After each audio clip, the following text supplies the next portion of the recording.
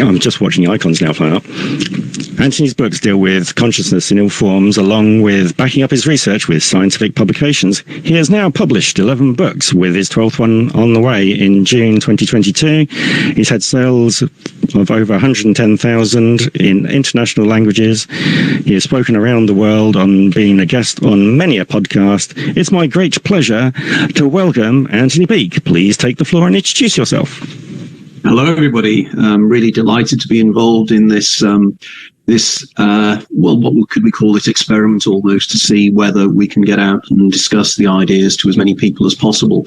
Thank you very much for spending time here. I know that the timing for some of you may be difficult, but it's one of the logistics here of doing an international discussion like this, that this will always be the case. So I'm really looking forward to some of the questions. The last show we did was really excellent, and there were some excellent questions and some excellent discussions. A word of warning, though, I have quite a strange sense of humour, and I tend to go off on tangents as well, because my interests are far wider than even the areas I write about. So if I feel that this is an interesting topic that is off topic, I'm quite happy to go off topic as well, once it doesn't get too strange. So yeah, I'm looking forward to this. It's going to be a fascinating couple of hours. Excellent. And what we'll do is we will go with Mark, as he had his hand up first. Thank you. Anthony, I'm curious what your take is on near-death experiences, and whether that works in with your idea of mysterious altered states of consciousness. And second part of that is, how do you feel that that relates to the pineal gland and DMT? What a fantastic starting question, Mark. That is absolutely superb, and literally the areas that I discuss extensively in my books.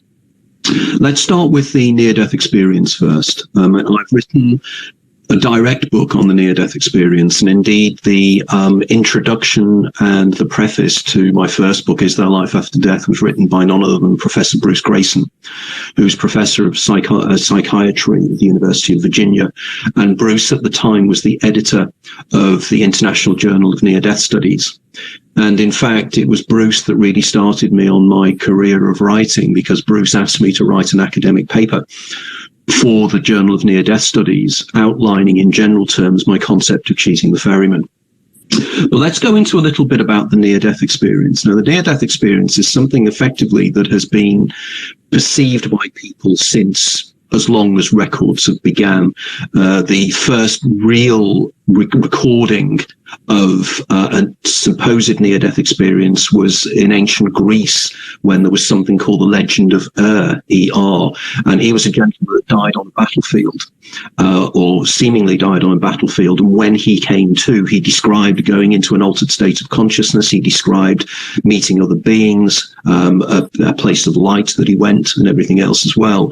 But it was only really in the 1960s that the near-death experience really came to the fore, when a guy called Raymond Moody wrote a book called Life After Life, because Moody had been fascinated for many years by people who made reports that they were very close to death and they had some extraordinary experiences during this time. Now, Moody then isolated a number of traits that were standardized that people who had had these experiences would describe. And this was followed on by my friend Bruce Grayson, who also did a similar exercise. And near-death experiences are generally, they have similar processes internationally. So effectively, one can reasonably argue that this is a neurological set of conditions that take place just before we die. Now, of course, because it is a moot question as to whether anybody has actually died and come back. And of course, some people will argue that people are flatlined and they come back, so therefore they were technically dead. Well, I don't think that is necessarily true. I don't think anybody's actually physically died and come back, but they've been as damn near death as possibly could be. And they regularly report us a group of reactions or moody traits.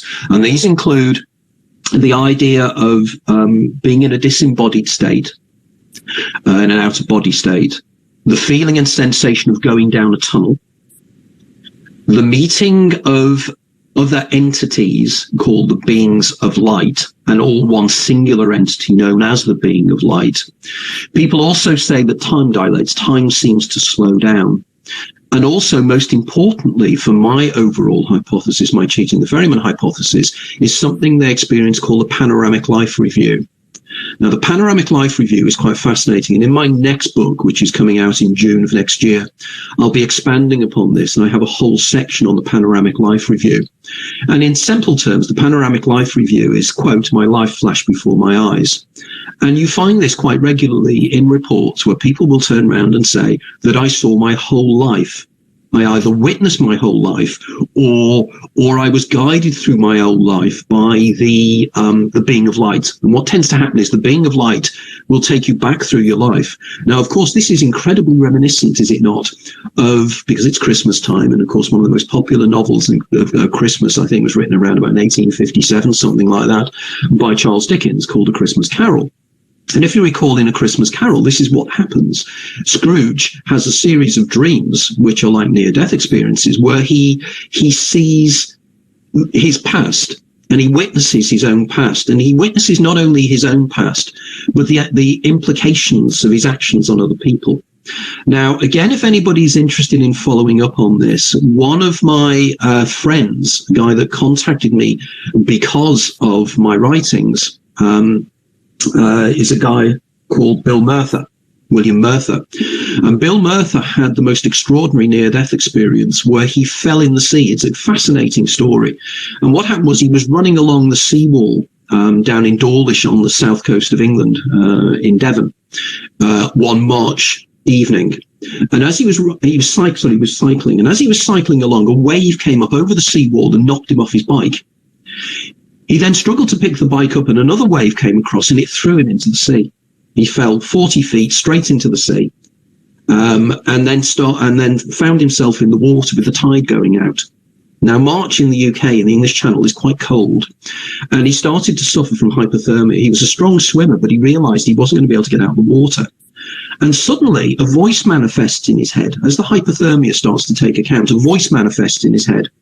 But before that, and this is another thing that people sense when they have near-death experiences, is the oneness of everything. He said that while he was in the water, he realized he was the seagulls flying above him. He realized he was the cliffs. He realized he was the waves around him. He suddenly had a loss of identity, a disassociation, for a technical term. And then suddenly, and this is where it gets extraordinary, he said he suddenly found himself running across a street. And he was in his body as a 7-year-old child. And he's running across a street. And as he looks up, there's a car. And the car hits him and it broke his leg. And he felt the pain of the car hitting him. Then suddenly, he wasn't in that body anymore. And this is extraordinary. He said he was looking down at a woman's leg. And she was scratching. She had a pair of nylons on. And she was scratching them because she had a ladder in her nylons. And she looks up to see a kid running across the road, and she hits the kid. He then felt all the pain that she felt when she hit him, because this was an actual incident in his own past. He felt to get out of the car. He was seeing it through her eyes. Now, this is intriguing because it means that not only do we, when we have a panoramic and past life review, we experience things that other people experience as well, and we can touch on this later. But effectively, what this seems to be taking place here is that the human mind seems to be able to record, in some way or other, all our past life experiences. And I argue in my first book that there's a reason for this, because I argue that at the point of death, everybody has a panoramic life review. We all have a panoramic life review.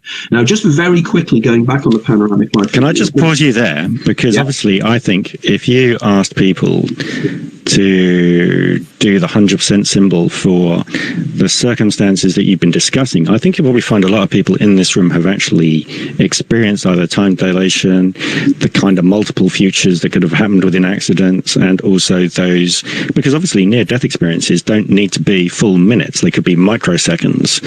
As we had a discussion with our Twitter space environment, we went through the 17 different traits which you were going through.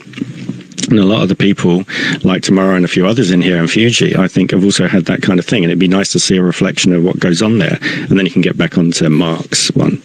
Yes, so you see Tamara's had the same thing. So if anyone's had that kind of experience, just do the 100% symbol. Just kind of give us an idea. Sometimes we wait for icons because the time's late, Mark has, etc. Okay, that's great to see that response, and it will make sense now. You can... Again, I apologise for interrupting, but I will be interrupting at different points. No, it's important. I'll ramble for England, so please do interrupt. And if there are areas that you think, no, we need to focus in on those, please make a note and we'll come back to them. But going quickly back to the whole time dilation thing as well. I mean, this is a known phenomenon. When people are involved in accidents or car crashes, or even when they're given bad news, time seems to dilate. And again, this is a central concept in all my books, and in fact I wrote a book called The Labyrinth of Time I think it was 2012, and in that I discuss time dilation as it's reported by individuals. But this time dilation effect clearly is something to do with the release of neurochemicals in the brain. But that doesn't necessarily explain it, but it is profoundly subjective and it's profoundly important. But the first person to write about this was a guy called Albert Heim. And Albert Heim was the president of one of the climbing schools. I think it was in Austria in the 1880s. And he'd had a series of mountaineering accidents. And on each occasion, he had a panoramic life review as he was falling.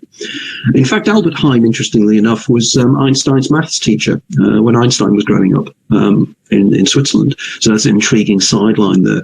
But Heim's ideas were very, very interesting. Now, if this takes place at the point of death, I argue that the panoramic life review in a real death experience doesn't take place instantaneously.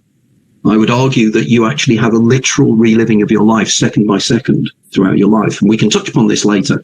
But moving on to Mark, so the near-death experience, just to stress, is absolutely central to my writings, absolutely essential. There was the two things really set me off on the writing: near-death experiences and the deja vu feeling. Okay, so that's the first one. The second point, Mark, is really intriguing. Your point about the pineal gland and the role of the pineal gland in this. Again, many of you guys presumably have not read any of my books, but if you get hold of my book, The Infinite Minefield, I discuss in great detail the role of the pineal gland in all of this. And just a quick one, we could find out, we could get people to directly message you via Twitter if they have read your books or not, using the hashtag #CheatingTheFerryman, and which books they've read. If people want to be involved in that way within our discussion at the moment, if they can't get on via the app, or if they're just listening through the browser. That'd be a good one for you, wouldn't it? If you could do that as well, because to me, there is strong evidence, and I mean very, very strong evidence about the role of the pineal gland, not only in near-death experiences, but also as our modulator of reality, as Rick Strassman, the guy that wrote the famous book DMT, The Spirit Molecule. Rick Strassman was a medical professor at the University of New Mexico, and in the 1990s, he was given a grant by the American government to research dimethyltryptamine. Dimethyltryptamine is one of the most powerful hallucinogenic substances known to man. It's found in everything. It's found in plants. It's inside your own body as well. And we'll touch upon that as well in a second. But effectively, Strassman discovered that people have extraordinary experiences very similar to near-death experiences and indeed UFO abduction scenarios during DMT experiences. But DMT and the pineal gland is very intriguing, because the pineal gland, as you're probably aware, is effectively it's light sensitive, and it sits directly above something called the optic chiasma, which is where the optic nerves cross each other from each eyes. The reason it's located... Just a quick one for you, because obviously some people might come in blind on what this is biologically wise. You might want to just describe roughly whereabouts it is in the brain so that they've got an idea. I'll give a bit of background to it. The pineal gland is an interesting structure, and it's been noted since ancient times that it's one of the few structures inside the brain that is not double. It's a singular unit, whereas you have two amygdalae, you have two hippocampi, you even have two lobes to the brain. But there are only a few tiny structures in the brain that are only singular. But the most important one that was noticed immediately is the pineal gland. Now, René Descartes, for instance, if you look at some of his work, the French philosopher, he was very intrigued by the role of the pineal gland. But the pineal gland itself is a very interesting structure. For example, in the blood flow in the body, the only other organ that has more blood flow around it than the pineal gland is the liver. And the liver is a much larger thing. But the question is, what is the pineal gland there for? It's a tiny little thing, very, very insignificant. It's called pineal gland because it looks like a pine cone. That's why it's called pineal. And it clearly does something. Now, modern neurologists and neurochemists are aware of one of the things it does do. And I was discussing before about the way in which it sits above something called the optic chiasma. Now, the reason it sits above that is it needs to know something. It's light sensitive. And what it needs to be aware of is whether light is coming in through the eyes and being processed within the brain. Because what happens is when the light signals start to die down, when it's getting dark, the pineal gland has a role. It excretes a substance, an enzyme called melatonin. And melatonin is the substance that makes you want to go to sleep. So effectively, it fulfills a function in that it realizes it's getting dark. It realizes that the body needs to get drowsy, needs to go to sleep. But what is intriguing here is that melatonin is the molecule of melatonin is very, very similar to the molecule of dimethyltryptamine. They're very, very similar. So effectively, there is an argument to say that melatonin could be synthesized, that is changed into DMT. Now, there's been long questions discussed about DMT in the body. It's found in the stomach, it's found in the spinocerebral fluid, and it's found in other locations in the body, but it's never been discovered in the brain. Now, of course, there's a very good reason for this, because it supposedly can't cross the blood-brain barrier. However, and this is very important, if you read documents and you read a lot of articles on DMT, you'll find people turning around saying DMT has never been found in the brain. 2017, a researcher called Jimo Borgigian at the University of Virginia, together with 2 or 3 other associates, discovered DMT in the brain of live rats. That's a fact. DMT has been found in brains of mammals, advanced mammals. And the reason that rats are used is rats' brains work very, very similarly to the human brain in terms of how the neurotransmitters work. Now, if DMT is in the brain, it has to, and it's in the pineal gland. The question is, how did it get there? Where did it come from? The logical conclusion is it's actually created by the pineal gland. Now, why, if that is the case, why does this tiny organ create this incredibly hallucinogenic substance within the brain? This then answers one of the huge questions of modern neurology, and it's the question of the role of something called the trace amine-associated receptors in the brain, TARS. These receptors are a mystery within the brain because they don't know. All receptor sites work with typical neurochemicals, neurotransmitters, and they weren't sure what these sites were for. They work with DMT.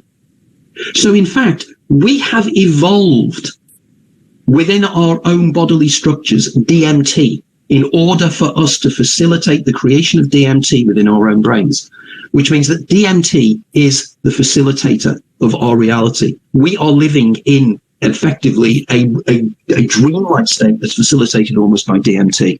Now, I'll make one final point before we move on to the next question. And Mark, your question was excellent and a fantastic start. Is something of profound importance here. In India, there is a technique that the swamis use and the gurus use called Kikara Mudra. And Kikara Mudra is the technique whereby you put your tongue to the back of your throat. And people, when they do this, and there might be some of you guys out there, if you do deep meditation, you'll probably know of this. There is sometimes when you go into deep states of meditation, an acidic taste at the back of the throat. It's called the Nectar of Transcendence. And people, when they train themselves in Kikara Mudra, train themselves to take their tongue to the back of the throat so they can taste this nectar of transcendence, because it puts you into an altered state of consciousness. As far as I know, I'm the only writer that's picked up on this in the world, as far as I'm aware. But it's intriguing because at the 49th day of gestation, the embryo in the womb, as it's developing, 49th day, by the way, if anybody's into Buddhism, when do the Buddhists say that consciousness and the soul comes into the embryo? 49th day of gestation. At the 49th day, something very strange happens in the skull of the embryo. There is a gland at the back of the baby's throat, or the embryo's throat, called the epiphysis. The epiphysis is at the back of the throat, and after the 49th day of gestation, it starts to move from the back of the throat to the center of the brain. Over a period of months, it moves, and then it gets to the center of the brain, and it splits into two. One part of it becomes the pituitary gland, and the other part becomes the pineal gland. Now, as it rolls up, it leaves something called Rathke's pouch or Rathke's cleft, which is a kind of a divot or a hole or a channel that runs from the pineal gland to the back of the throat. Could it be that the pineal gland is releasing DMT, which is then being excreted and going down Rathke's cleft to the back of the throat? And then the thing you are tasting when you're doing that is in fact endogenous dimethyltryptamine. Intriguing, isn't it? Just a quick one on that, going back to the actual taste. Can it also be described as metallic or not? Yes. Is it just mainly right? Okay. Because I know some people who obviously go on to medication, say for MS, and they got other IVs or they're on tablets, and sometimes they start tasting the metallic taste. I wonder if there's a correlation between that, which would be quite fascinating. Yes, I think there is. And in fact, there's been a lot of work done. This guy called Carl Janssen, who is or was a lecturer, a consultant at the Morton Hospital in South London. And he came up with some fascinating facts about the similarities between near-death experiences and out-of-the-body experiences. And he thought, is there a link here? Is it neurological? And he found that one particular substance, which is a popular recreational drug called ketamine, is something that reproduces near-death experience sensations. And I know this because I've talked to people who've experienced ketamine experiences. And they go down a tunnel, they hear voices, they have past life readings. Now, ketamine is, again, very, very similar to DMT in its chemical structure. And again, the argument is DMT the facilitator of the near-death experience? Is there a DMT release at the point of death?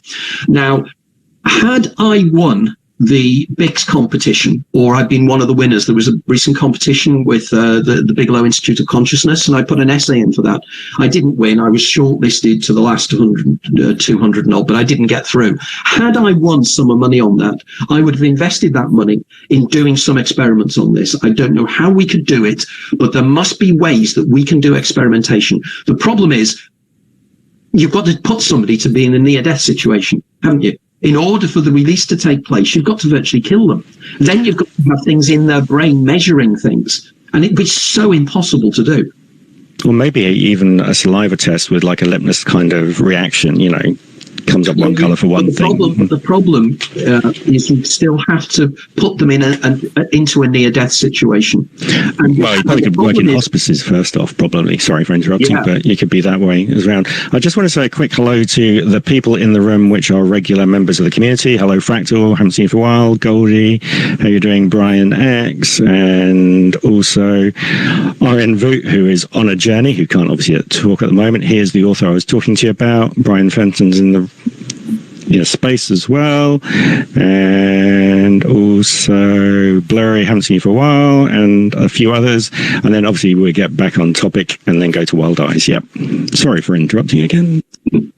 It's okay, because the thing is, what you'd have to do is you have to put a person in a situation where they either believe they were going to die or they were dying, and you'd have to have some form of measuring devices inside the brain to measure the excretion within the pineal gland of DMT. And the problem is that DMT is very volatile. It doesn't stay around very long.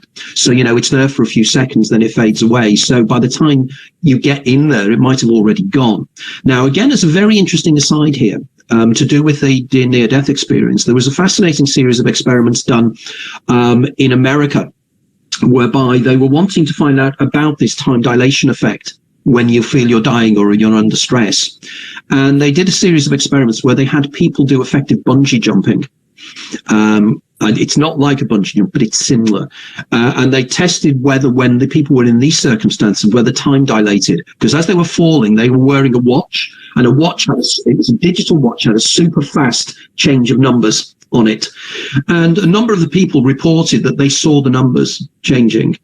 So the question is here is it stress related? But my argument against that particular example is these people were part of an experiment. They knew it was an experiment. They knew they were falling, but they knew they weren't going to die. And this is the crucial point. The person has to genuinely believe they're going to die. And that is morally unacceptable. To put somebody through that kind of stress is unacceptable under any experimental conditions. So whether we could ever do this is a moot point. But it's work that has to be done if we are to understand in great detail. And of course, my major critics turn around and say, "Oh, and Anthony Peake, why doesn't he do experiments to prove his theory?" I'd love to, but you tell me the parameters I could do an experiment to prove this in any way, and even then. It comes back, doesn't it, to somebody saying, my life flashed before my eyes. It's still a subjective report, and it's a subjective experience. There's no objective way, unless you can show something happening in the brain that we know is a one-to-one relationship between that and a panoramic life review. And all humans are all different. They've had all their different experiences, so you can't replicate exactly the same thing to repeat the same process of the results you get, which is unfortunate.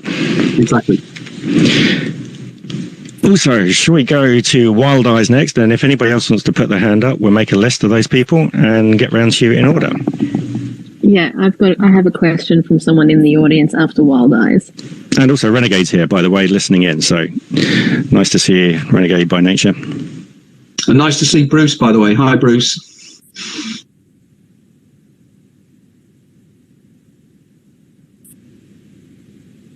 Centered.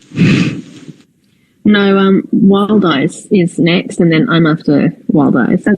Okay, hi, I'm Wild Eyes. I'm from the U.S. The question I have is based on what you just went through with near-death experience. Is there a connection or possibly a trigger to empathic or psychic abilities?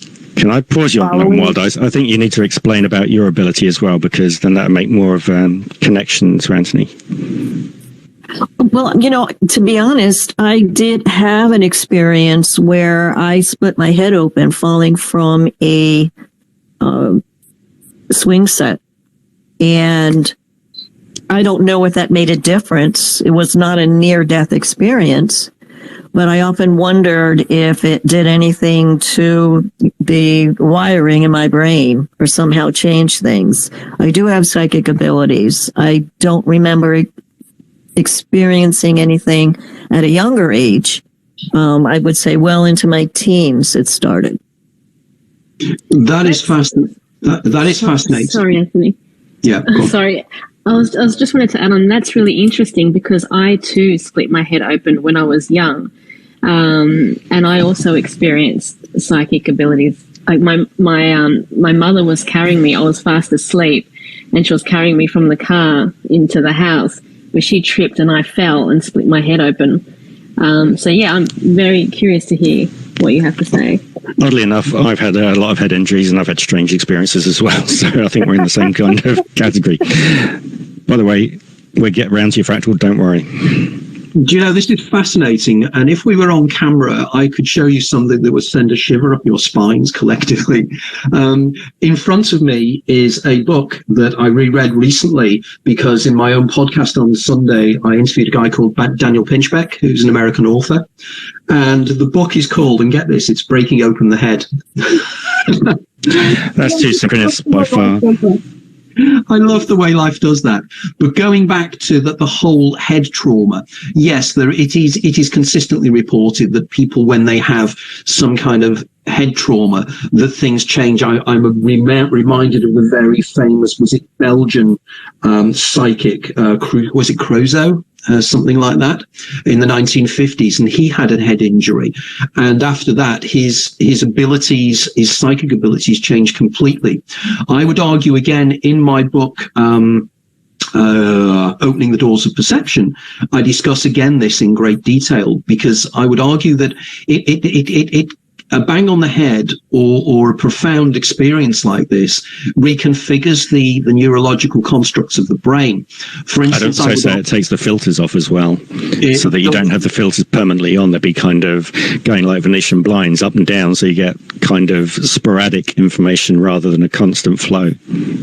Correct. I mean, there's been a long argument ever since the late 19th century when a guy called Henri Bergson came up with the attenuator theory of the brain. And this was continued then by an English philosopher called C.D. Broad. And then this carried through, of course, to Aldous Huxley in his 1954 book, The Doors of Perception. And the idea is that under certain neurological conditions, what the brain is an attenuator. The brain is there to take out information, not bring in information. So a knock on the head or a profound neurological experience seems to stop the brain's ability to cut out information. So your informational field gets broader, and your abilities, therefore, to pick up information on a broader spectrum becomes the case. Now, this is again very, very intriguing as to why this takes place and what is going on here. And I would argue that in my book, Opening the Doors of Perception, I suggest that this is not only neurological, but it is almost an evolutionary factor as well. And it depends upon our neurological conditions as to how open our doors of perception are. I have something I call the Huxleyan spectrum in honor of Aldous Huxley. And what the Huxleyan spectrum says is that most people are neurotypicals. Neurotypicals, their doors of perception, the William Blake concept of the doors of perceptions. And you probably know William Blake wrote a poem, The Auguries of Innocence, I think it was, where he said if the doors of perception were open, we would see the world as it is, infinite, but we are locked in the center of our cavern. So the idea is that injuries like this, they broaden the perceptions, they broaden our abilities to see things. Now, most of us are neurotypicals in that our doors of perception are tightly shut. But under certain circumstances, such as I suffer from, in raised commas, because I don't believe I suffer from it, I actually enjoy it, classical migraine, and I get migraine auras. And the migraine auras are altered states of consciousness. I see things that are not there. I see scotomas. I see patterns. But when you go a bit further along that train, you then move into temporal lobe epilepsy. And people who experience temporal lobe epilepsy, the doors of perception are open fairly effectively. And T. Elias, and somebody who will be joining us this afternoon, hopefully, is one of the most incredible people I know, a guy called Myron Dial. And Myron Dial has experienced temporal lobe epilepsy since he was 4 years old. And his temporal lobe epilepsy has opened his doors of perception to such an extent that he has a partner in his life he calls Charon, which is his daemon. And again, in my books, I have something called the daemon Eidolon dyad. And I believe the daemon is the being of light that you have in near-death experiences. But for certain people, the being of light is immanent in your life for the whole of your life. And it talks to you and it guides you. Okay? But Myron will be joining us later on. Then you get the doors wide open, and it's schizophrenia. And schizophrenia is when the signals are coming in all over the place and you literally cannot control the information you're receiving. It drives you literally crazy because you're seeing things other people can't see or hearing things other people can't hear, but they're still real. Just because other people don't hear them, they're called hallucinations. But the definition of hallucination is just something you perceive that nobody else does. Doesn't mean it's not real. But that's, again, consensual reality. Again, if we both come together, we might see something that somebody else doesn't see. I don't know if you remember Jeff Ritzman that I've spoken to you about. Unfortunately, passed away earlier this year. Do you remember him? Anthony? Yeah. Yes. Well, he was standing with his wife on the side of a field. There was trees, obviously, around the actual field. And when he looked out, he could see a UFO up in the skyline.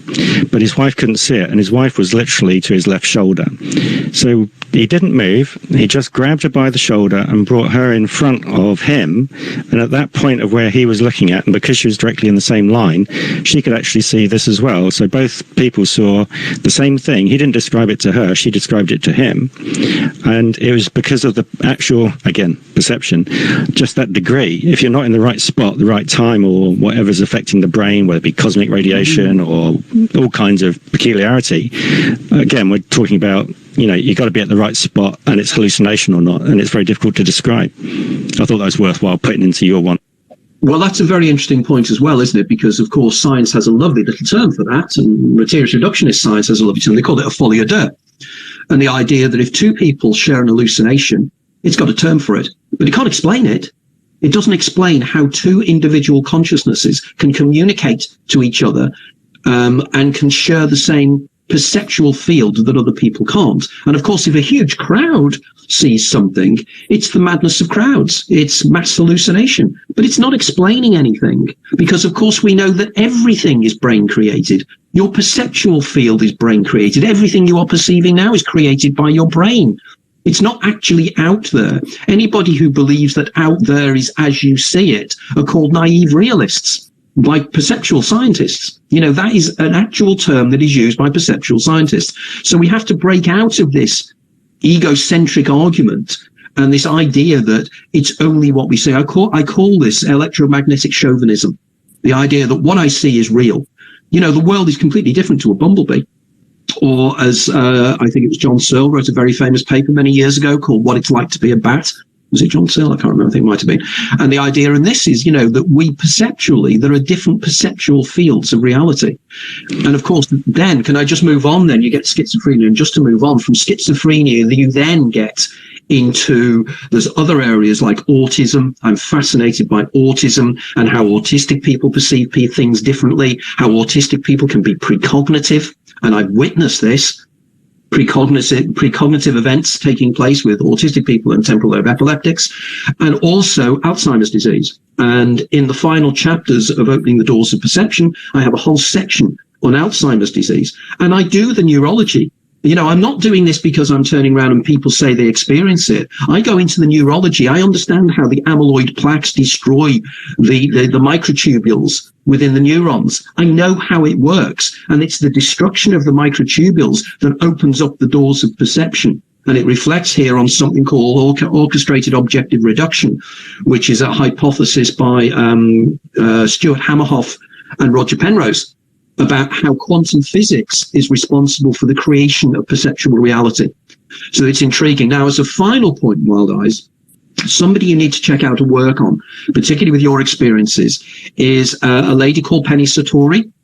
Dr. Penny Satori, who's been on my shows and is a good friend of mine. And Penny writes about the transformative experiences of near-death experiences and everything else, the way people are changed totally when they have these experiences. And so it should be, because suddenly your doors of perception have been opened. It's equivalent to the myth of Plato's cave. When you have a near-death experience, you're like one of the prisoners that has escaped from the cave and seen reality as it really is. And you go back and tell the other prisoners, and they don't understand because they haven't experienced what you've experienced. But it doesn't make it any more or less real just because it's not consensual. That's really good. I mean, we can go for hours on that one, which is superb. Once we get to Fractal, before that, if anybody wants to talk, just use the request button, and then we'll make a note of you and then keep you in organised order. Now, Senta, did you put your hand down again? Did you want to go after Fractal or before Fractal? Oh, no, it should be up. I've got a question from somebody in the audience who I'm going to refer to as Hope. And the handle is at DWUK13. So Hope is in there. The profile icon is a black circle.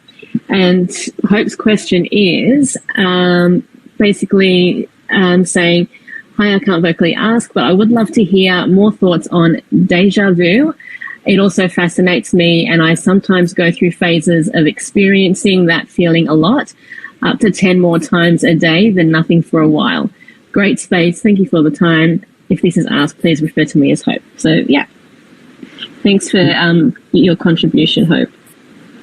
Thank you, Hope, for an excellent question again. Your questions are really, really good and perfect for me, really, I think.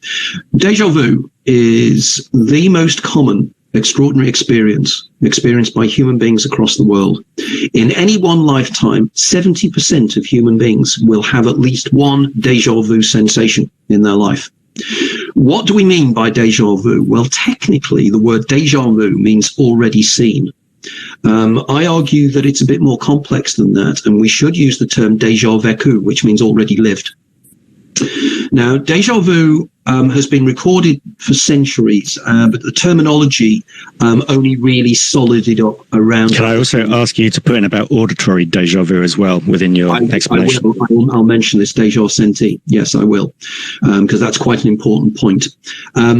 It was late in the 19th century when they had false reconnaissance, various other terms they used, but we came down to déjà vu. Now, again, if you read the literature way back, I mean, if again, Charles Dickens has a section where he writes about déjà vu in one of his novels. You have Alfred Lord Tennyson writing about déjà vu. And of course, interestingly enough, Alfred Lord Tennyson was also a temporal lobe epileptic. So there's a direct link here. There is also a link to temporal lobe epilepsy for another reason, because, and I know this for myself as well in terms of my migraine auras. One of the precursors, one of the clues, one of the aura things that you have when you're about to have either a temporal lobe seizure or you're going to go into an absence seizure, are things called auras, which are kind of sensations you have. And one of the major sensations that people have is a feeling of déjà vu. So somebody knows they are going to have an absence seizure because they start to feel déjà vu sensations. Now, this is of profound significance here. Now, déjà vu, the classic explanation of déjà vu that you will find even now in books on psychology and neurology is called the Efron Hypothesis. It was put forward in 1962 by a guy called Robert Efron. And it's called the visual pathways theory. And effectively what it's saying is, you know, I was talking before about the way in which the optic nerve leaves the back of the eye and it crosses above the pineal gland at a place called the optic chiasma. Now, that means effectively that there are two channels of visual information, electric information that comes from one eye and the other eye. And they cross at the optic chiasma and they feed into one hemisphere of the brain or the other. So there are effectively always two visual signals coming in from the external world. Now, on occasions, Efron argued, there could be a set of circumstances whereby the non-dominant hemisphere of the brain processes an external image of the world a half a second before the dominant hemisphere perceives it. But the signal crosses the corpus callosum, which is the communication channel between the hemispheres, just before the dominant hemisphere sees it. So it gets a feeling of having seen something before.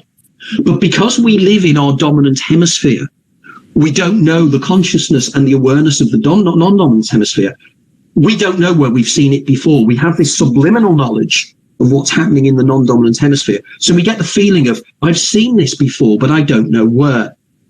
The problem with the Efron hypothesis is it's only 0.5 of a second. Now, when I get a déjà vu, it's not 0.5 of a second. I know, you know, it's an overall feeling of recognition. It's almost a shiver down the spine feeling and this kind of almost pit of your stomach feeling of sickness sometimes when you go, what is this?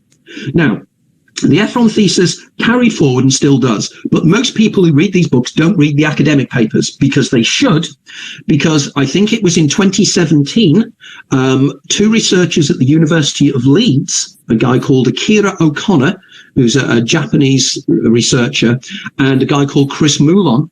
There is actually a research unit at the University of Leeds who looks into déjà vu as a sensation. And they discovered that people who are born blind have déjà sensations. It's called déjà senti. It's already heard. And what happens is they will hear something and then they'll hear it again. Now, the neurological pathways and the way the brain functions, it cannot be explained using a similar analogy to the visual pathways. But it's the same sensation. So the whole explanation that people go on about is dumped. It's not right. It doesn't work. Déjà vu. There was a book written recently, a few years ago, by a guy at a university in the southern states of America on déjà vu. His name escapes me at the moment. And in that book, he says there are 72 different explanations for déjà vu. 72. All of which either overlap or are mutually exclusive. I'm proud to say that one of those explanations is my Cheating the Ferryman. So I'm in that book. So Cheating the Ferryman is considered to be a valid explanation of deja vu. So what is really taking place here? Well, I think, well, can I say one or two other things? And again, going back to the question about the pineal gland. I was contacted a few years ago by a young guy who was a postgraduate student in literal rocket science. And we met up, and he explained to me that my first book had changed his life. I get this a lot, which is really nice to hear. And he said, "You've explained my life experiences far better than anybody else." And I get this a lot from people. Okay. And the idea is he has a tumor, a benign tumor on his pineal gland. He gets, as he told me, he says he gets phenomenal deja vu sensations, but they are precognitive as well. So in other words, he gets a deja vu sensation where he knows what's going to happen next. For the next 3 or 4 seconds, he knows what's going to happen. And I said to him, so if you know what's going to happen and you're talking to somebody, why don't you just tell them, I know what's going to happen, I know what you're going to say. And he said something very, very, very important. He turned around and he said, if I did that, they wouldn't say it. And he's quite right. If I know what you're going to say now and I go, you're going to say this, you're not going to turn around and say what you're going to say. Well, you're going to go, what do you mean? Or isn't that amazing? Now, I've got more evidence for this. I did a radio show on BBC Radio Merseyside a few years ago on deja vu. We had people phoning in. The amount of people that phoned in that actually told us about precognitive deja vus, including one man who said he was watching television. And as he was watching television, he was hearing the presenter's voice twice and seeing it on the screen twice. He got so worried by this, he got up and left his wife in the living room and walked out the living room. And as he's standing outside the living room, he actually sees somebody walk past the glass front door, and they walk past again. It's like the deja vu sequence, if anybody knows it, in the Matrix movie with the cat, where they see the cat move and then they see it again. Okay? He had exactly the same effect, but he realized he could prove he was precognitive, and this is extraordinary. What he did was he stood outside the door of the living room, and he waited until he knew what his wife would say when he walked in through the room a split second later. And he wrote it down on a piece of paper, folded it over, walked in, she said the words, and he handed her the piece of paper with the words that she said to him on it. Now, that to me was absolute concrete proof by an ordinary guy on a phone-in. That's how powerful this is. So the idea is that deja vu is what it feels like. And I argue it feels like it for one very good reason. And I'll leave this hanging in the air for you. It's because this is not the first time you have lived this life. And it is a memory. You are remembering your past life, and you find yourself in the same set of circumstances that you did last time. And suddenly, like memories are, the memory is triggered subliminally, and you go, I've done this before. That is what deja vu is. That's an excellent explanation, and it's great that Marindal might have the opportunity to come across. We're into the next hour, and if people do want to actually pose a question, please just obviously push the request button, and then we can add you to the list. You were going to say something, Melissa? Well, obviously we've got to get to Fractal, but what were you going to say? I just wanted to squeeze that in there because it's on the topic of deja vu, and it's coming from Gabe. Decoding Strange, if anyone isn't sure of who he is. He's down there in the room, and he was saying, I predict dialogue watching television, deja vu never having seen the program. Wow. Gabe is a great character because we've had him on as a guest. He was part of the community, and he came up and did a 2-hour conversation about all the different things that have happened to him and the way that he's seen his internal daemon interact within the dream state as well. So that's kind of worthwhile having additional knowledge for yourselves.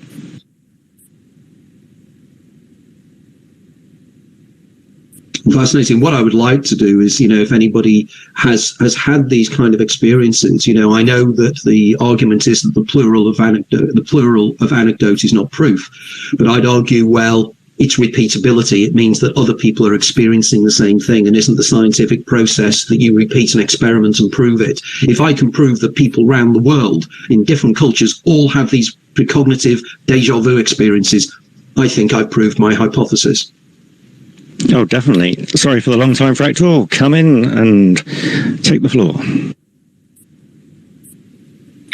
Hi, I'm Fractal. My question is for an elaboration on what Wild Eyes said, with NDEs and people coming back and seeming to have psychic abilities. But there's also people who come back and have like abilities, like they've never touched a piano and all of a sudden they know how to play piano, or they know how to take photographs and they've never picked up a camera. And brain damage can't really explain that. So are you saying that this information comes from sort of the Akashic field I've heard, or is it something else, like maybe a different timeline? Right. This is, again, excellent question. In my book, The Infinite Mind Field, you'll probably discover that most subjects that people are interested in, I've written about in at least one book. And in The Infinite Mind Field, I discuss the concept of the Akashic field or the Akashic record, and the idea that there is some form of informational field. And indeed, in my last book, The Hidden Universe, I go into in great detail the physics of this and the cosmology of this. And the idea is that there is an informational field that exists just above absolute zero in terms of temperature zones. That's why it's called the 0 point field. It's a field of information that sits just above absolute zero. Now, a little bit here about basic physics. As you probably know, all that heat is subatomic particles moving at speed, atoms moving at speed and everything else. And that's what generates the sensation or the feeling of heat. But there is a point where subatomic particles cease to move. And of course, subatomic particles move because the temperature gets higher. Because the temperature gets higher, they move more and they move more. But there's a point where subatomic particles cease to move. And there is no heat generated because there's no heat to move them.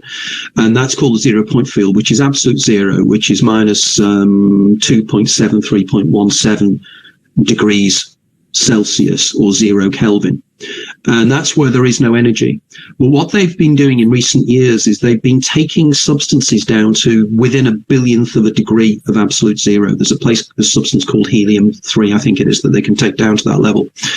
But the thing is, helium-3 still remains liquid, which means there's an energy coming from somewhere. And that energy can only be coming from somewhere else. Okay, and they believe it's the 0 point field. Now, on top of this energy field... Oh, just a quick one on helium-3, if we're on the right bit. They said that if you get a cargo load of that from the moon, helium-3, you could actually power the United States for a year on that conversion. That's exactly it. Helium-3, it is argued that helium-3 can process 0 point energy. And that's why helium-3 is so fascinating and so important, because it's something that seems to be tuning into a field of energy that's infinite. Okay, and that's the 0 point field. Now, just going back, the other thing again, for the science buffs out there, if you want to discuss this with friends who are cynical about this and saying that Anthony Peake is a complete charlatan, doesn't know what he's talking about, it's also to do with something called Heisenberg's uncertainty principle, which is the idea that you can either know the position or the velocity of an object, but you can never know both. Now, think about this for a second. If a subatomic particle isn't moving anymore, you know its position because you know where it is, and you know it's not moving, which means that violates Heisenberg's uncertainty principle, which is, again, impossible.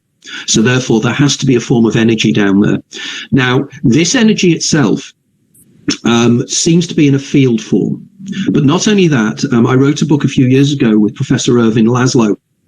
And Laszlo and I are really fascinated by the implications of this 0 point field. And we believe it's an energy field. We believe not only is it an energy field, it's an information field. It's not energy in the way we understand it. Recent discoveries have found that information is a form of energy. Information has mass. Information can generate heat. So therefore, information itself is a physical form. Now, if this is the case, then there's something quite strange understanding here, which means information is non-physical, but it seems to have form. Now, could it be that everything we exist in, everything that is around us, is in fact a field of information? It is not physically solid, because we know from quantum physics that the table you're leaning on or the chair you are sitting on is 99.99999999996 empty space.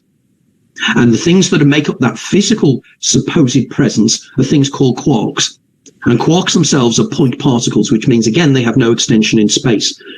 The same goes for photons. They have no extension in space, light. So therefore, what we think is physical reality is not physically there at all. The only reason you don't fall through the chair of your seat, the seat of your chair, is because of something called electrostatic repulsion. It's the edges of the atoms have electrons spinning round them, and they're negative. And the edge of your bottom also has, the atoms of your bottom also has electrons whizzing around them that are negative. Two negative charges repulse. That's the reason that you don't. That's the reason you never touch anything. You never touch anything. You never touch anything in that external world. Whatever is out there, you never touch it. That is a scientific fact. So we're then in the situation of, well, what is this energy field? Now, I'd argue that going directly back to the question about people who have near-death experiences and suddenly have skills they never had, it's because they're tuning into the information field. Not only that, but I argue in the book that we are one consciousness experiencing itself subjectively. There is no individuality. We are not individuals. We believe ourselves to be individuals, but we are not. We are a collective force. Life is a collective force. Life is a unity. But we are emanations like waves on an ocean. But when you have extraordinary experiences or a near-death experience, you attune into the ocean. You attune into the information field. And when you attune into the information field, you can bring information back that you didn't already have. And that information can be a skill. I'm fascinated by the concept of savant syndrome. People who seem to just instinctively know things. Kim Peake, for instance, the Rain Man, is an example. But I work with, there's one young lady, get this, there's one young lady, and if you want to go onto my YouTube site, this will blow your mind. Believe me, this will blow your mind. My YouTube site has got some fascinating stuff on there, but this is the most extraordinary. There's a young lady called Rebecca Sharrock. She's a young Australian, lives in Melbourne. She is one of only 8 people in the world that has what's called superior autobiographical memory. She remembers every single thing that has ever happened to her in her life, including her dreams and including the time before she was born in the womb. We tested her live on a radio station. I interviewed her and we tested her live on this. Now, my assistant on the show, Sarah, her daughter is heavily into Harry Potter. So is Rebecca. So without telling her, in the middle of the show, I said, we're now going to test you. I'm going to have Sarah pick a Harry Potter book out at random, any of the books, and I'm going to have her open a page at random and pick a paragraph. And I'm going to have her start reading the paragraph, and I want you to finish it. She did it live on radio.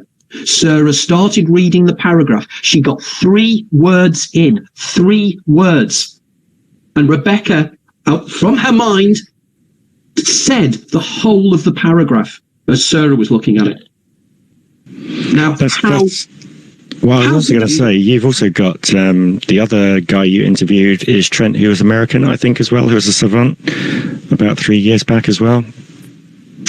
Yes, I'm trying to. We had Daryl Trefford on as well, and Daryl Trefford was the guy that worked with Kim Peake, and he was the technical advisor on the movie Rain Man.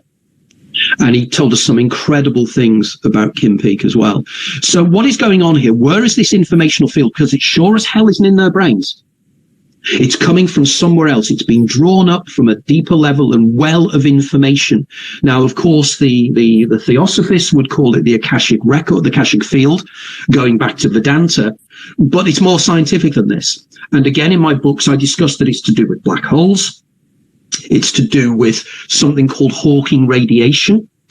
It's to do with something called the holographic principle. We exist in a hologram.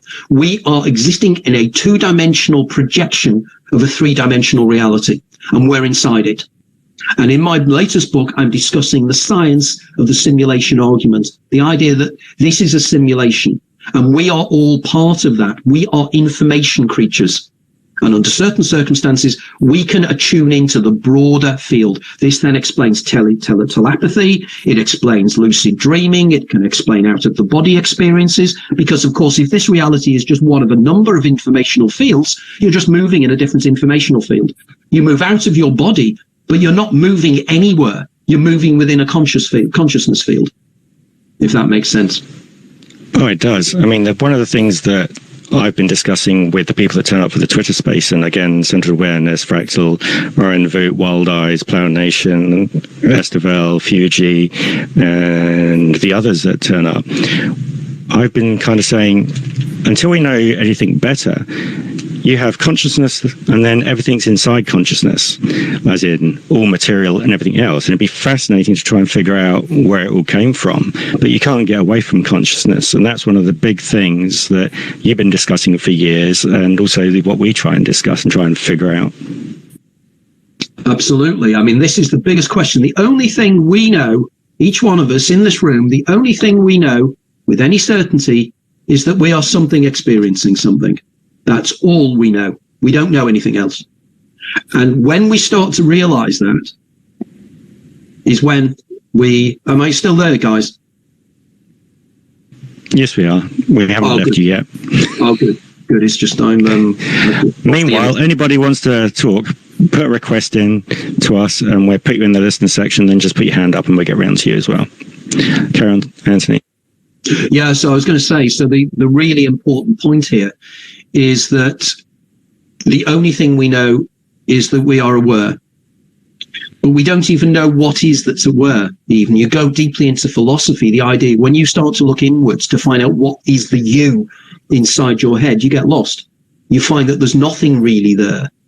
You know, it's almost smoke and mirrors that we're led to believe that we are something experiencing something. But of course, people will argue this is a danger, and it's called falling into solipsism. The idea that the only thing I can really prove is that I'm the only thing that exists. That is true. But if you then recognize the fact that everybody else is also existing and part of you, and you are part of them, suddenly things get a bit more strange and a bit more interesting. Because it means if I'm you and you're me, if I impose pain on you, at some stage, I'm going to receive that pain. I'm going to feel that pain. And is this what took place with my friend when he was in the sea? When he sensed the pain of the woman who hit him in the car? And the idea that at some point in our lives, we will experience the sensory field of all the things that we have done in our lives. Oh, definitely. I'm not sure. You probably have seen this, but we had a Twitter Space event where Fractal had actually suggested watching the short story by Andy Weir called The Egg. Have you seen that animation or read the story, Anthony? No. It is fascinating. Basically, Anthony Weir says that you're coming into a universe, you experience everything, and you are everybody else inflicting the pain, like you have said before. But Kurzgart, which is a German company, Animation, have done a really slick animation for it. And it's only 8 minutes, but it goes through that you're basically evolving as an embryo within a universe before you actually go off and meet the other entities outside. But there is one entity that is actually guiding you along the pathway once you've passed it out, so that you go back and repeat the process multiple times. And again, it's very similar to the Damon kind of idea, but it was really such a great topic that was brought up by Fractal to come back, because we're doing ones about the pros and cons of reincarnation and what books and what religions and everything else have differences on. And I'd really worthwhile anyone pick up on YouTube. It's called The Egg. It's a short story, and it's by the author, The Martian. It's by the writer who wrote The Martian, Andy Weir, and that's Weir. But it's a fascinating one to see. Sounds suspiciously like cheating the ferryman to me. When did he write it? Oh, yeah. When did he write it? You're asking me to now type in things I should find out for you. I know that cheating the ferryman is not necessarily a unique concept. No, Andy Weir doesn't believe in this, though, by the way. He just wrote it as a story. He said he writes about mermaids and things, and he doesn't believe in those. I'm just trying to find a year. Maybe Melissa can find out a year at the same time, or somebody can just quickly tell me. I believe in the concept of the zeitgeist and the idea that these ideas come forward when they are ready. And I think there's an awful lot of people who subliminally know this to be correct, know that my cheating the ferryman hypothesis, or the model that I'm describing in the cheating the ferryman hypothesis, is correct. And yeah, 2009, by the way. Pardon? 2009, so you got there first. I got there first, yeah. Like I got there first before the wonderful genius that is... no, be careful what you say, please. I don't want this to be scrubbed off. Okay, but the wonderful... Any insults are fighting and infighting. We're a very nice, calm, relaxed environment in here, please. Okay. Thank you. Okay, so the ideas, I think, are bubbling under, and the time is right now for these ideas. I think, we know about virtual reality. We have our virtual reality headsets. We can now visualize, literally experience being in another seemingly three-dimensional reality that we can walk around. I mean, one of the things I found extraordinary is many years ago I used to play a game on the PC called Myst, which is a fascinating, really relaxing puzzle environment that you walk around in the environment and you find puzzles. You just find yourself on this beautiful island, and it's really relaxing and fascinating. I recently downloaded the virtual reality version. They've upgraded it to virtual reality. So you put your virtual reality headset on and you're wandering around on this island, and you can go in any direction, and it is extraordinary. It's absolutely extraordinary. So I've argued to say, just for a thought for a second, just imagine a scenario that somebody could create a computer game, a three-dimensional virtual reality computer game of your life. And then you put on a headset and you're in that world. And then you put on a body set with tactile feedback from your movements in this world, and they reproduce in the external world of your life. Then you wipe your memories clean of your memories of this life, and then you are catapulted back to the moment of your birth. How would you know? How would you know that you were in a simulation? You wouldn't know. I mean, it's very similar to the Alan Watts kind of bit of going to bed and dreaming and having your 80 years from that point. It's a fascinating thought experiment. Yeah, and I believe this is what's happening. This is what we're all doing. Does anybody want to make a request so they can throw a question at Anthony? I know that Melissa might want to say something, but I think you might want to, Anthony, to talk about one of your recent interviews on YouTube with, I'll just make sure I get this right, Steve Mira. Steve Mira was a very good guest and talking about how information was being brought up under the glass dome with recording devices and those voices. Just in regards to questions, if anyone has questions and you can't speak at the moment because it might be in the middle of your day, feel free to send me a direct message and I can ask the question on your behalf. We both can do that so that we don't overload each other. Good. So do you want me just to talk about Steve Mera then? I think it would be fascinating if no one's actually got any other questions. I mean, people who've asked questions before, if you've got secondary questions, please raise your hands if you're still listeners or request to speak again. But Steve Mira's story, well, not stories, factual information are fascinating. Yeah, not only that, we're planning to have him back in the new year where he's going to bring the recordings with him. So we'll have the opportunity to go through these recordings, which will be sensational. Absolutely sensational. Steve and I agree. Steve is a very well-known researcher in the UK, well, internationally known, actually. Steve and I both did an event which would have taken place in California last summer, but because of COVID didn't take place, but we both contributed to it. And we'll probably be at that event next year or the year after when it starts again. But very, very interesting ideas. And his research, again, he's doing the research, not just going out there and ghost hunting. He's trying to reproduce these under laboratory circumstances. He invests a lot of money in doing this work as well. But effectively, they have been generating. Now, one of the ideas and points put forward in my last book, The Hidden Universe, is something I call the Aggregorial Hypothesis. And this is that, yes, everything is a simulation, but there are entities that are sort of outside of the simulation that can come into the simulation and can communicate with us or even manifest using our anticipations of them into this simulation.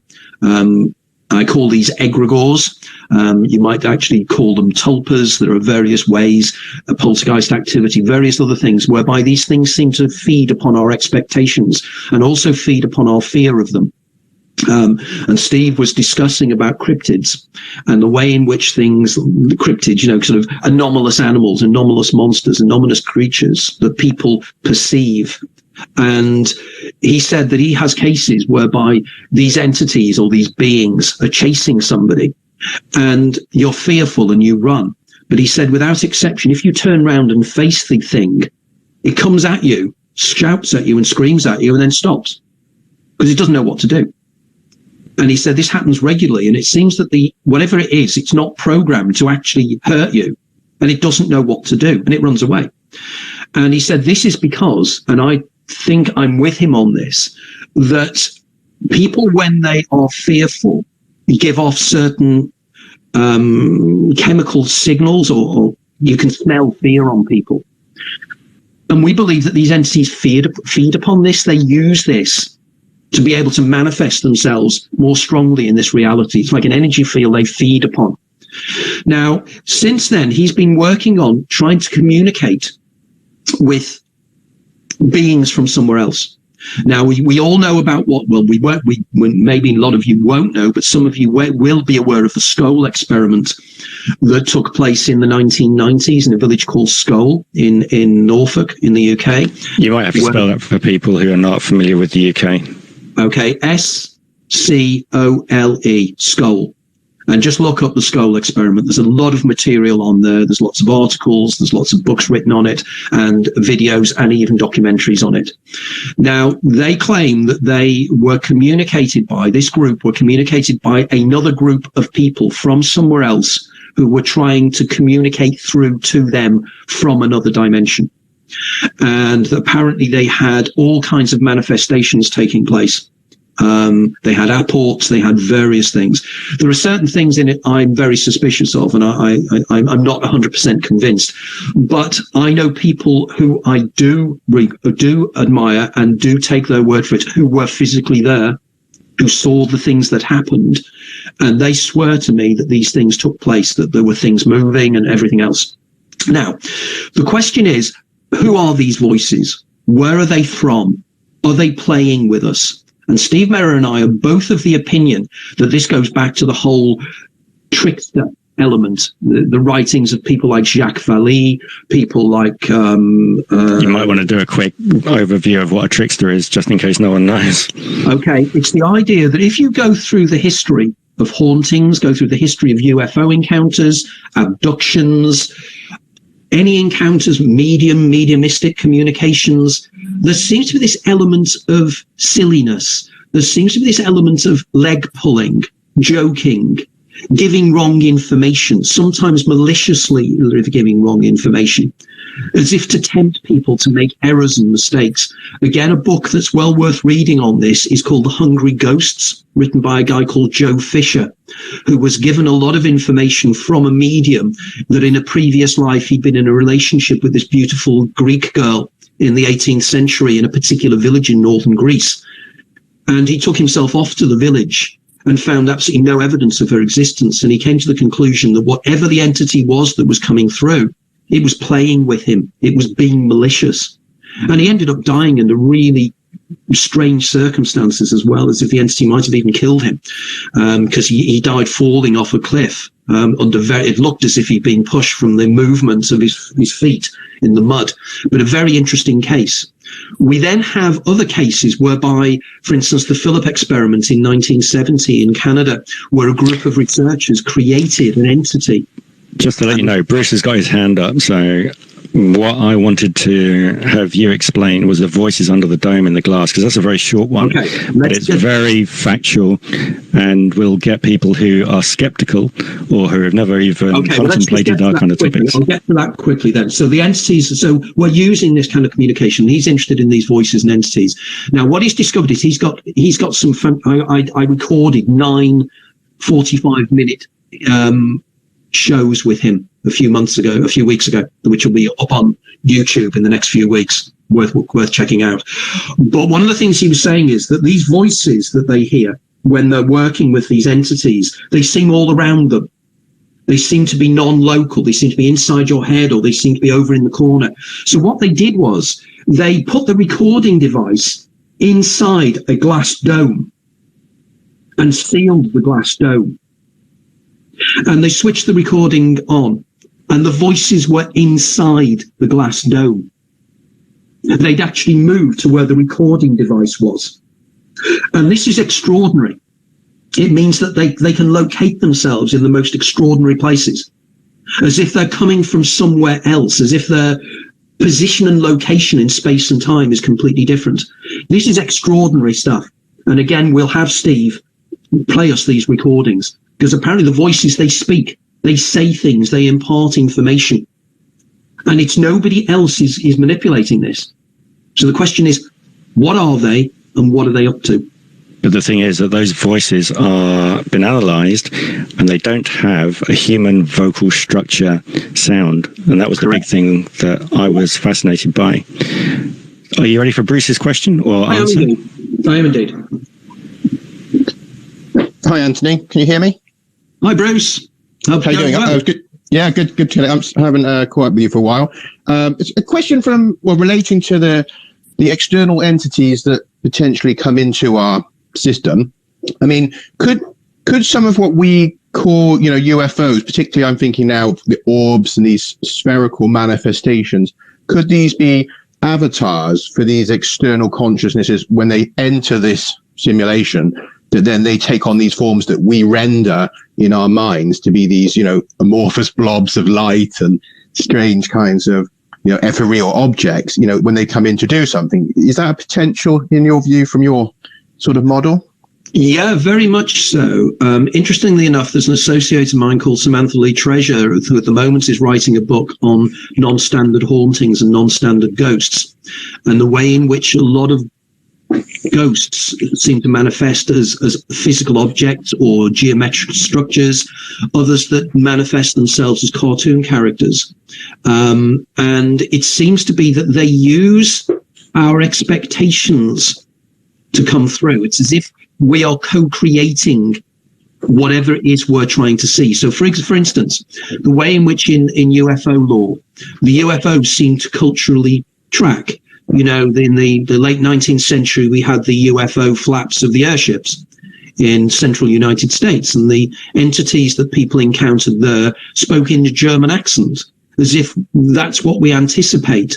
And as we go forward, we then get into the space age, and we anticipate them being space brothers, the Nordics and things.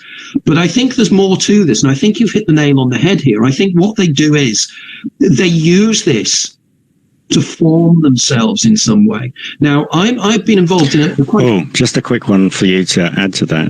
If you read, again, this is another person who reads your work, is Joshua Cutchin. He wrote a book about smells and the paranormal and sulfur. And going along those lines, that possibly these entities or whatever apparitions they are, they've only got a short shelf life. So when they come into existence into our realm, they're decaying, and the sulfur smell is kind of a decay bit. And again, they've had that kind of tied into possibly Bigfoot and other bits and pieces using the smells. And I thought that was quite that's taken from John Keel. He wrote about that many years before the That's from John. Oh yeah, I know everyone gets information, but that's where I've kind of picked it up. Yeah, the John Keel angle of the smells, I think, is absolutely extraordinary. And I think, again, this is something that needs to be pursued. And I think, the decaying, the idea of sulfur, the way the smell of sulfur is associated with manifestations and entities. Clearly, there is something linked here. And I've been involved in a couple of discussions with people about the role of orbs. Orbs intrigue me because, I'm very much of the opinion that 99% of orbs, when they're photographed, are in fact lens flares. And most friends of mine who are researchers into parapsychology and things are generally of that opinion. But I am told that, and why should I disbelieve people when they turn around and they say yes, but they have seen orbs around, orbs manifested, for instance, during Skull. So I'm not going to condemn people and say, oh no, you're making it up, because I trust these people. So what we're photographing, the photographs probably are dust motes, but the orbs themselves that people see are subtly different. And I sometimes think that people get desperate and want to get photographs of them. And when they do get a photograph and it's a dust mote, they say, oh, that's the orb I saw. So I think we need to take that with a pinch of salt. But there does seem to be as if they need to change into light forms or something. And again, Bruce, the great John Keel, I think, was the guy that defined all this even before Jacques Vallée, didn't he, with Project Trojan Horse? Yeah. This is, I'd love to have met John Keel. It's, Me too. I think some brilliant work. I know that, some of he's accused of various tricks and stuff, but I mean, a lot of his work, I think, is really amazing. He really sort of came to the conclusion that, it was nothing to do with, very little to do with any evidence of extraterrestrials, and all far more weird, and he really sort of breaks that down into a comprehensible relook at the whole paranormal and UFO kind of theatre, which is, he does a really good job of. One thing I was going to quickly say, just to follow on a little bit when I spoke about these beings that come in, I don't know if you saw there was a show on Netflix where they were going Unexplained Mysteries or something, and there's one episode where there was a UFO event in the US. Now, someone else might correct me on the name of this show, but they're kind of unsolved cases, a lot of them disappearances and stuff like this. But there's one with a UFO incident, and there's a key bit where the guy says he can't move. He's being sort of paralyzed, but there's a voice in his head. He says he's trying to run and he's not moving. And his brother can see he's kind of stuck there. But he says the voice in his head says, "Don't worry, we'll be done in a moment." And I thought it sounds like, they've come in to make a modification to the simulation in some way. So they've paralyzed it for a moment, but they're almost like an engineer, like a tech support has jumped in. And I thought that was like the Adjustment Bureau, doesn't it? The film, The Adjustment Bureau, and the story. Like that. Yeah. And I thought that was so strange. Yeah, of course, The Adjustment Bureau, of course, the famous Philip K. Dick short story, which was made into an abysmal movie. But there you go. Just to add to your light bit, I found out at the weekend when I was researching plasma that if you go up to 300,000 Kelvin, material becomes invisible at that point within plasma. Now, that can lead to some really interesting speculations about when you see things in light. If the actual material goes from being a physical object that you can't see through to being immaterial in viewing, can it still exist and function as it is if it can survive those 300,000 Kelvin, which could explain strange things and put it into the game for speculation? Again, nail on the head there, in that the areas of my writings, it's particularly plasma I'm interested in. And of course, plasma is another form of matter that is unlike any other form of matter. And I argue, and again, there is an associate of mine called Paul Eno in America, who's again been on my podcast. And we agree that whatever these entities are, they seem to be using plasma in some kind of form. And they use plasma, which would explain again the kind of the ionic fields that surround them when they, and the kind of the electricity feel in the air when they manifest, and the crackling, because this would explain an awful lot. So they're using plasma in some way.